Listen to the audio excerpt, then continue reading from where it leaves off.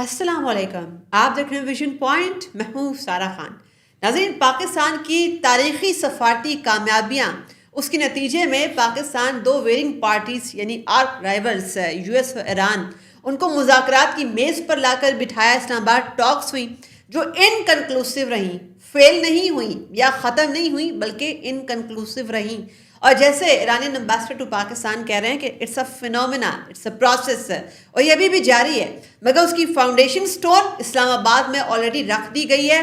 اس frame work کے اوپر اب مزید کام ہو رہا ہے، بیہائنڈ دا سینس بھی بہت ساری ڈپلومیٹک ایفرٹس ہو رہی ہے، جیسے کہ ہمارے deputy prime minister Ishaq Dar کہتے ہیں کہ Pakistan will continue to facilitate this process.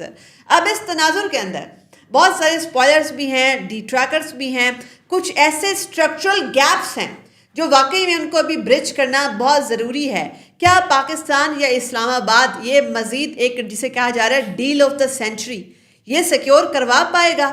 اور یہ جس طریقے سے پاکستان ایک گلوبل پیس بروکر کے طور پر ایمرج ہوا ہے، اس کے اسٹریٹجک اور اس کے اکنامک ڈویڈنڈس کیا ہوں گے ان دا لانگ رن؟ بھی پاکستان کی جو پوزیشننگ ہے، جو کہا یہ جا رہا ہے کہ پاکستان ایک سیکیورٹی امبریلا پورے ریجن کو پرووائڈ کرنے جا رہا ہے، اس لیول کی پاکستان کی کریڈیبلٹی اسٹیبلش ہو گئی ہوئی ہے۔ تو اس تناظر کے اندر یہ جو شفٹنگ سینڈز ہیں ان دا ریجن اینڈ ابروڈ، اس میں پاکستان کا کیا کردار ہوگا؟ تمام چیزوں کے اوپر ایک ہالسٹک ٹیک لیں گے جی، ہمیں جوائن کریں گے اسٹریٹجک افیئرز اینالسٹ ماہر بین الاقوامی امور خالد تیمور صاحب۔ السلام علیکم جی وعلیکم السلام۔ خالد صاحب، بہت شکریہ آپ کے وقت کا، اور سب سے پہلے اس کو ہائی لائٹ کرنے کی کوشش کرتے ہیں کہ اسلام آباد میں جو ابھی ایک بہت بڑی بیٹھک ہوئی تھی جس میں ایک ہائی پاور ڈیلیگیشن نہ صرف یو ایس کا بلکہ ایران کا بھی، انہوں نے میز پر آمنے سامنے بیٹھ کر گفتگو کی۔ پاکستان نے یہ تمام مارکا سر انجام دیا کہ ان کو لا کر میز پر بٹھایا۔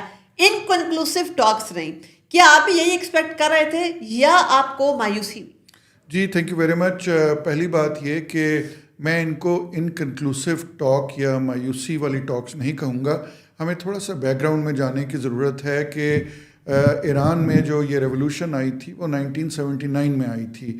1979 سے لے کے ابھی تک تقریباً 48 ایئرز گزر گئے ہیں، اور پچھلے 48 ایئرز کے اندر ایران اور یو ایس اے کے اتنے ہائی لیول کے مذاکرات نہیں ہوئے، اور کبھی بھی پچھلے 48 ایئرز میں یہ نہیں ہوا کہ کوئی یو ایس پریزیڈنٹ یا یو ایس وائس پریزیڈنٹ جو ہے وہ ایرانینز کے ساتھ فیس ٹو فیس بیٹھا ہو۔ تو میں یہ سمجھتا ہوں کہ یہ پاکستان کی ایک بہت بڑی کامیابی ہے کہ انہوں نے پاکستان کے ہمارے وزیر اعظم اور فیلڈ مارشل عاصم منیر اور باقی حکومتی عہدیداروں کو سب کی ایک اجتماعی کاوش جو رہی وہ یہ رہی کہ امریکہ اور ایران کو نہ صرف ہم نے ایک ٹیبل پہ بٹھایا بلکہ ایسے وقت پہ بٹھایا کہ جس وقت ایک ان دونوں کے درمیان پچھلے 48 سال میں کوئی ایکٹیو جنگ اس طرح کی نہیں ہوئی تھی جو اب شروع ہوئی ہے۔ جس طرح امریکہ ایران کے اوپر حملہ کر رہا ہے، امریکہ نے ایران کی فرسٹ ایئر کی قیادت امریکہ اور اسرائیل نے مل کے ختم کر دی، اس کے بعد سیکنڈ ایئر کی قیادت ختم کر دی، اور اب ایران کے اندر ایک تھرڈ ایئر کی قیادت اس ٹائم پہ اوپر آئی ہوئی ہے۔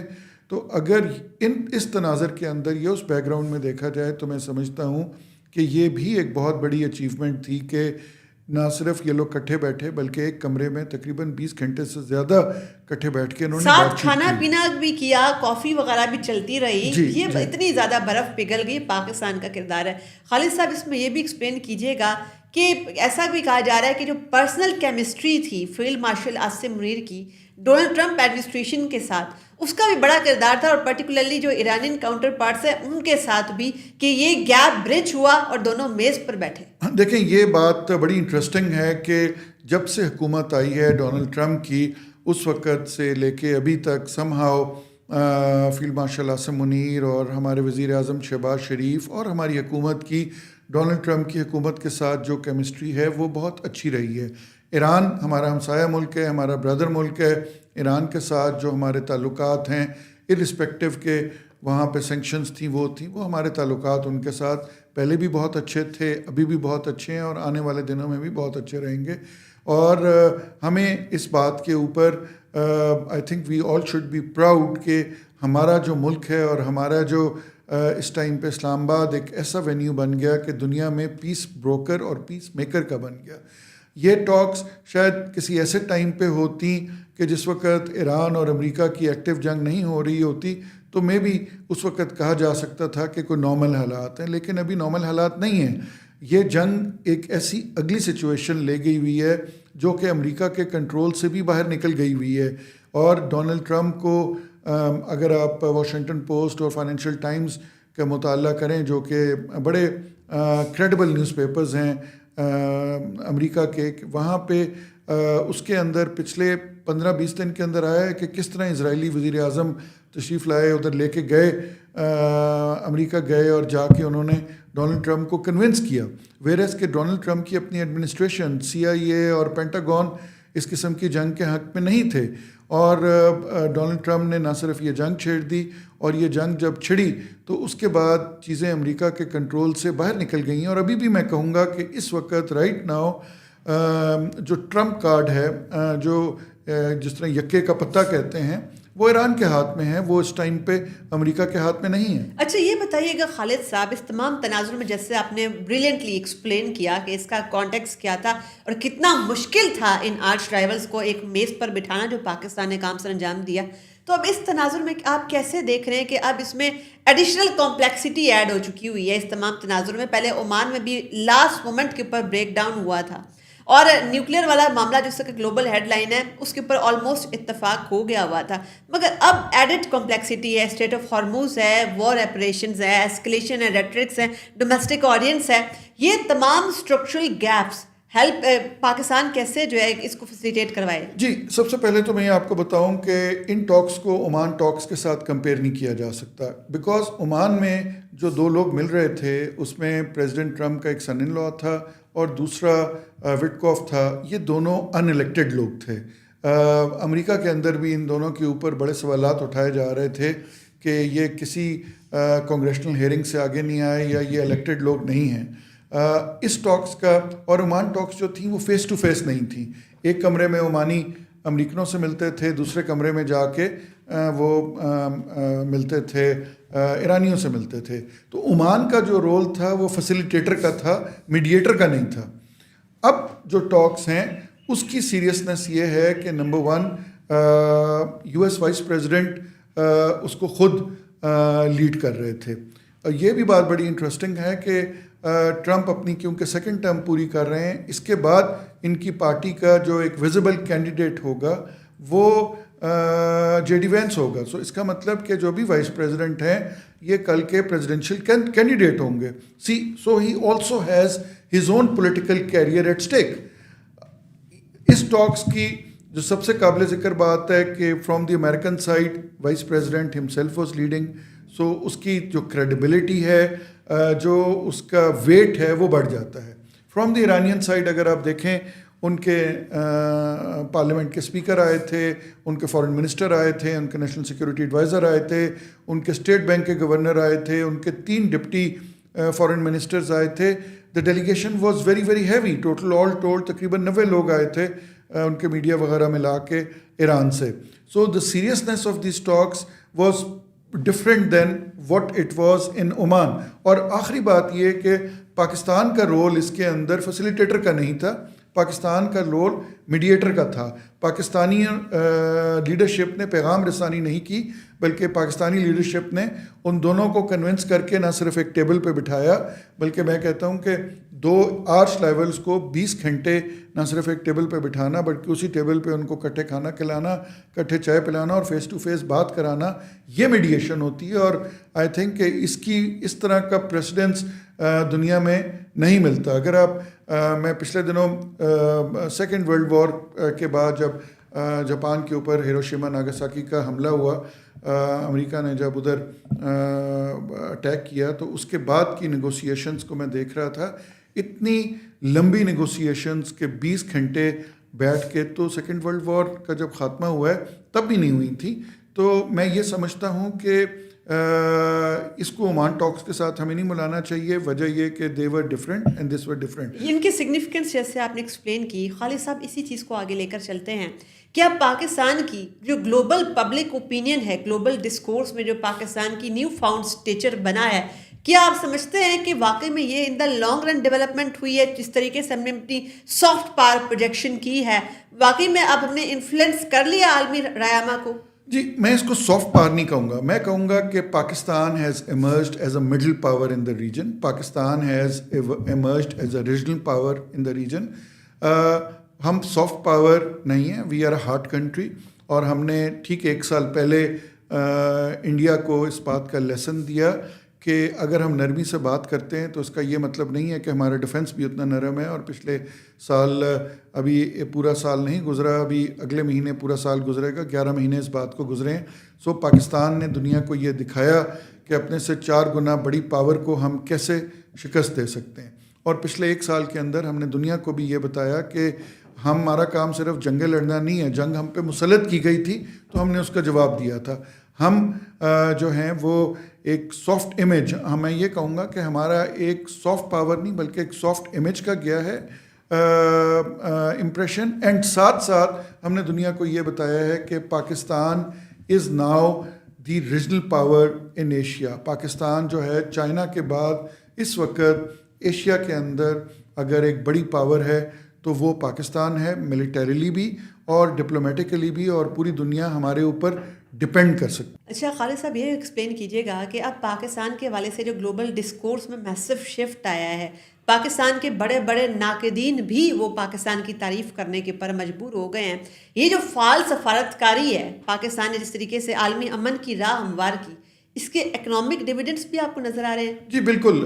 پہلی بات یہ کہ جو ہمارے خلاف باتیں ہو رہی تھیں وہ کون لوگ کر رہے تھے؟ وہ کچھ میں کہوں گا احمق لوگ جو ہمارے اندر ہی پاکستان کے اندر بیٹھے ہوئے ہیں وہ، اور زیادہ تر اس فالس پروپیگنڈا کے پیچھے انڈیا کا ہاتھ تھا، اور ساتھ ساتھ ان کے کچھ ہاتھ اسرائیل کا بھی تھا، اور کچھ اور ویسٹرن قوتیں جو ہیں جو ہمیں پھلتا پھولتا نہیں دیکھنا چاہتی وہ تھے. جہاں تک آپ اکنامک ڈویڈنڈس کی بات کرتی ہیں، بالکل اکنامک ڈویڈنڈس اس کے ہیں، کیونکہ اگر خطے میں امن ہوگا تو خطہ سارا ترقی کرے گا. اور اگر ایران کے اوپر سے سینکشنز ہٹ جاتی ہیں اور ایران کے اندر امن ہوتا ہے تو ایران کے تھرو ہماری جو سینٹرل ایشیا کی ایکسیس ہے جو افغانستان اور ایران کے تھرو ہے وہ بڑھے گی. ہماری یورپ کے ساتھ جو ایکسیس ہے وہ بڑھے گی، کیونکہ پاکستان، ایران، ترکیہ کے درمیان ریلوے لائن تو پہلے بچھی ہوئی ہے، اور ہماری یورپ کے ساتھ جو ایک تجارت ہے جو ٹرین کے تھرو ہو سکتی ہے وہ بھی ہوگی. اور جہاں تک میں آپ کو بتاؤں کہ دیگر اکنامک ڈویڈنڈس کی بات ہے، ظاہری بات ہے پاکستان جب ایز اے سیف کنٹری اور ایز اے پیس بروکر یا as a peace loving country دنیا کے سامنے پاکستان کا یہ امیج جو اب بڑھ رہا ہے تو اس سے انویسٹر کانفیڈنس بھی بڑھے گا اور فارن ڈائریکٹ انویسٹمنٹ بھی پاکستان کے اندر بڑھے گی. کیونکہ پاکستان نے یہ بھی تو دکھایا کہ وہ حساس معاملات کو کیسے پریگمیٹکلی ٹیکل کر سکتا ہے. تو یہ جو پاکستان کی ایک نیوٹرل ثالث کے طور پر، اور پاکستان کی کریڈیبلٹی، پاکستان کی ساکھ، پاکستان کی جغرافیائی لوکیشن، یہ سب ملا کے ان فیکٹرز نے ایک بہت بڑا بریک تھرو اس وقت کروایا ہے. آپ کو کیا لگتا ہے کہ ان دا لانگ رن بھی ہم اپنی یہ پوزیشن مینٹین رکھ سکتے ہیں؟ چونکہ ابھی کلاسک برنک مین شپ جاری ہے، ceasefire is very fragile right now, detractors spoilers بھی اپنا کام کر رہے ہیں، تو یہی ہماری پوزیشن ہے، یہی ہمارا اسٹیٹس مینٹین رہے گا؟ جی بالکل یہ اسٹیٹس مینٹین رہے گا. اور میں اگین یہ کہوں گا کہ یہ اسپوائلر ضرور کام کر رہے ہیں، but at the same time اگر پاکستان 48 سال کے بعد دو ایسی قوتوں کو جو ایک دوسرے کی شکل نہیں دیکھنا چاہتے تھے ان کو اگر آپ نے اکٹھے بٹھا دیا تو میں یہ سمجھتا ہوں کہ اگلے 2-3 ہفتے اور اگلے 4 ہفتے یہ بڑے کروشل ہیں. اور اس میں پاکستانی حکومت کو خاص طور پہ فیلڈ مارشل عاصم منیر اور وزیر اعظم شہباز شریف اور اسحاق ڈار صاحب کو، ان لوگوں کو تھوڑا سا وہ جس طرح کہتے ہیں کہ مڈ نائٹ آئل برن کرنا پڑے گا، تھوڑا سا اور سفارتکاری کو تیز کرنا پڑے گا. میں سمجھتا ہوں کہ کسی قسم کی اگر ایران اور امریکہ کے درمیان کوئی بھی ڈیل، اگر ڈیل بروکنگ ہوتی ہے یا ان کے درمیان کوئی ڈیل ہوتی ہے وہ صرف اور صرف پاکستان کے تھرو ہی ہو سکتی ہے. بیکاز اس جو اسلام آباد ٹاکس ہوئی ہے 2 دن پہلے، اس نے یہ بات تو ظاہر کر دی ہے کہ دونوں پارٹیوں کا پاکستان کے اوپر مکمل اعتماد ہے. اچھا یہ بھی بتائیے گا خالد صاحب کہ پاکستان نے جس طرح ایک سیکیورٹی کوریڈور پرووائڈ کر کے ایرانین لیڈرشپ کو بحفاظت وہاں یہاں پہ واپس بھی لائے اور پھر ان کے ملک روانہ بھی کیا، اور اسی دوران ایک اور ڈیولپمنٹ ہوتی ہے کہ سعودی عربیہ کے ساتھ ہمارا چونکہ ایک اسٹریٹجک ایگریمنٹ ہے، وہاں پر بھی ہماری ایک کنٹینجنٹ ڈپلوائے ہو جاتی ہے. تو تو کیا پاکستان پورے ریجن کو ایک سیکیورٹی امبریلا پرووائڈ کرنے جا رہا ہے؟ جی بالکل کرنے جا رہا ہے. یہاں پہ میں ایک بات کو ضرور مینشن کرنا چاہوں گا. آپ نے بڑی اچھی بات کی کہ ہم نے ہمارے ایران سے مہمان آئے اور ہم نے ان کی سیفٹی کا آتے ہوئے بھی خیال کیا اور جاتے ہوئے بھی خیال کیا. لیکن یہاں پہ سامعین کے سامنے، ناظرین کے آگے میں ایک بات آن ریکارڈ ضرور لانا چاہوں گا کہ آج سے تقریباً 20-25 دن پہلے انڈیا کے اندر ایک ایرانی شپ گئی ہوئی تھی جو ان کے سولجرز کی، ان کی نیوی کی ایک شپ گئی ہوئی تھی اور خیر سگالی کے دورے پہ وہ انڈیا گئی ہوئی تھی، جس طرح نیوی کی شپس ایک دوسرے ملکوں میں جاتی رہتی ہیں. اور جیسے ہی وہ شپ انڈین واٹرز سے باہر نکلی ہے، انٹرنیشنل واٹرز میں گئی ہے، انہی مودی گورنمنٹ نے اور انڈیا کی گورنمنٹ نے امریکہ اور اسرائیل کو بتایا کہ جی وہ ایرانیوں کی شپ جا رہی ہے، اور اس شپ کے اوپر اسرائیل نے اور امریکہ نے حملہ کیا اور نہ صرف اس شپ کو تباہ کر دیا بلکہ اس کے اندر کو 150 سے زائد لوگ تھے جو ان کے سولجرز تھے، وہ بھی مارے گئے اور اس میں سے تقریباً 80 لوگوں کو سری لنکا نے پھر بچایا. تو یہاں پہ دنیا دیکھ رہی ہے، یہ نہیں ہے کہ یہ سارے واقعات ریکارڈ پہ نہیں آ رہے. تو یہاں پہ جو مودی گورنمنٹ نے اور انڈیا نے جو پیغام دیا کہ جی وہ کسی کے ساتھ نہیں ہے، کہ ان کے گھر وہ شپ مہمان آئی ہوئی تھی اور جیسی شپ وہ ادھر سے نکلی ہے انہوں نے وہ انفارمیشن ان کو دے دی. خالد صاحب، تو کیا بھارت کمپلیٹلی ارریلیونٹ ہو چکا ہے؟ جو نیا آنے والا ریجنل اور گلوبل آرڈر ہے، اس کے اندر بھارت کی ڈپلومیٹک ریلیونس کیا ہے؟ نہیں، بالکل زیرو.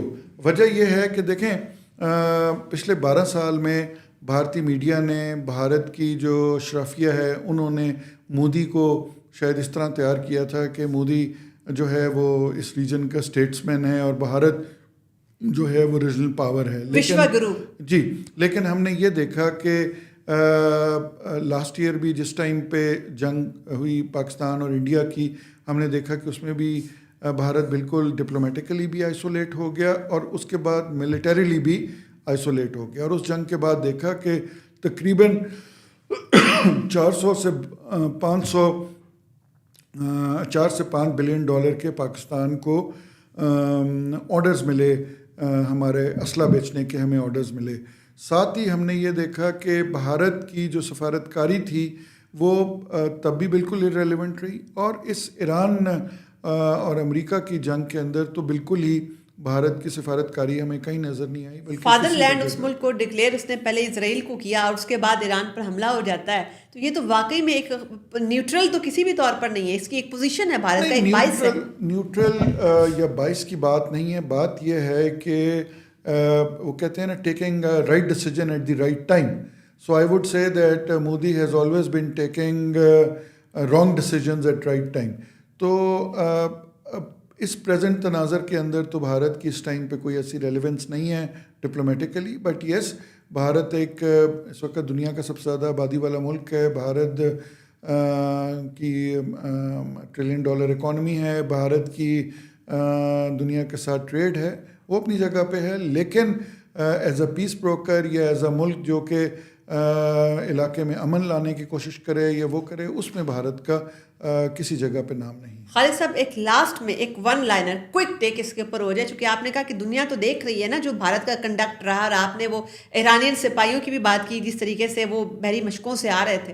تو اب یہ جو بھارت کا کردار ہے ایران کے حوالے سے، ان کا ہم نے ایک ٹریڈیشنلی ایک الائنمنٹ ریجن کے اندر دیکھی تھی بھارت کی اور ایران کی. اب پاکستان کے ساتھ جو ایران کا ریسیٹ ہے، یہ آپ کو ٹیمپریری یا پرماننٹ ایک ریئلٹی ریجن کی نظر آ رہی ہے؟ دیکھیں، یہ ایک ریئلٹی ہے ایران کے اندر. جس طرح ایرانی عوام کو تو میں نے نہیں باہر نکالا تھا، آپ نے نہیں باہر نکالا تھا، پاکستانی حکومت نے تو باہر نہیں نکالا تھا نا کہ وہ پاکستان کے جھنڈے لے کے باہر آ گئے.